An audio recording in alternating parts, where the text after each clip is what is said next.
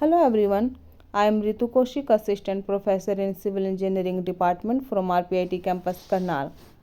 Today is our topic Requirement of Good Building Stone. एक अच्छा जो बिल्डिंग स्टोन है उसकी क्या क्या रिक्वायरमेंट होनी चाहिए।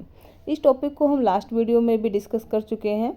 कुछ हमने वहाँ पर रिक्वायरमेंट देखी, कुछ रिक्वायरमेंट अभी हम देखेंगे कि कौन कौन सी ऐसी रिक्वायरमेंट होनी चाहिए जो एक स्टोन को एक उसकी जो क्वालिटी है, उसकी जो प्रॉपर्टी है उसको अच्छा बनाती है। ठीक है, तो नेक्स्ट है हमारे पास 7th नंबर है workability.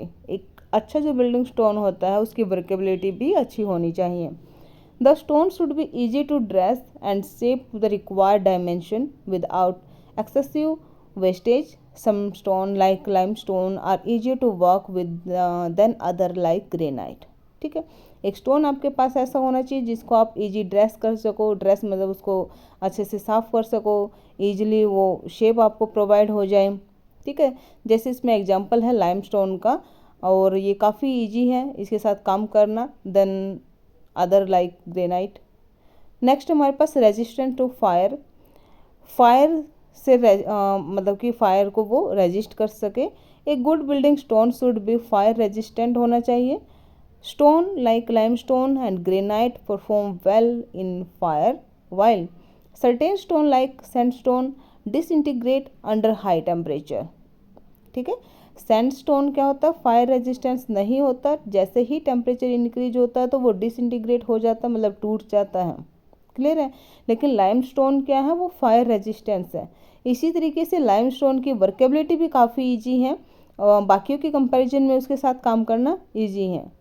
Appearance, for aesthetic purpose the stone should have a pleasing appearance, colour and texture, specially when used for facing और expose part of the building. Next है हमारे पास cost and availability. The stone should be readily available and affordable. The cost include both the material and the expense incurred in curing, dressing and transportation. ठीक है, पहले क्या है कि stone ऐसा हो कि इजीली आपको अवेलेबल हो जाए या फिर अफोर्डेबल हो, और जो उसकी कॉस्ट है वो भी अफोर्डेबल हो। ठीक है, फिर हमारे पास resistance to frost. In cold climates, stone should be able to resist frost action. Frost can cause expansion in porous stone, leading to crack and the eventual failure.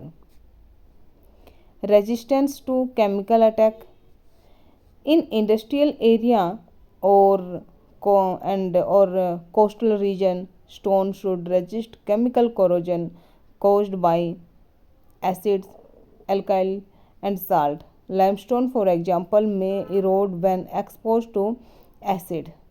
पहला हमने पढ़ा कि जो फ्रोस्ट को रेजिस्ट कर सके, जैसे क्या होता है कि कई जगह स्नोफॉल होती है या फिर टेम्परेचर काफ़ी लो होता है, तो वहाँ पर जो स्टोन के पोर्सेज है उनमें क्या होता है कि वो एक्सपेंड होना स्टार्ट हो जाते हैं। ठीक है, स्टोन में जो पोर्सेज है वो एक्सपेंड होना स्टार्ट हो जाते हैं, जिसकी वजह से वो क्या हो जाते हैं, फेल हो जाते हैं।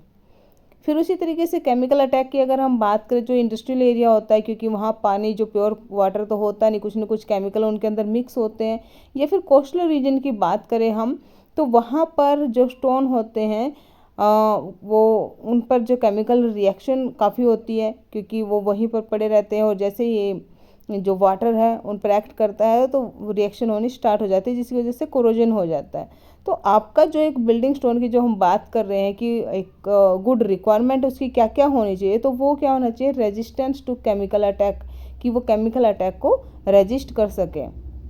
फिर बात करते हैं हम सीजनिंग की। Stone should be properly seasoned before use to ensure the moisture content is minimised. जब आप इसको यूज करते हो तो आपको श्योर करना है कि इसमें जो मॉइस्चर कंटेंट है वो मिनिमाइज हो। Seasoned stone have higher strength and are less likely to undergo future changes in dimension or durability. Clear?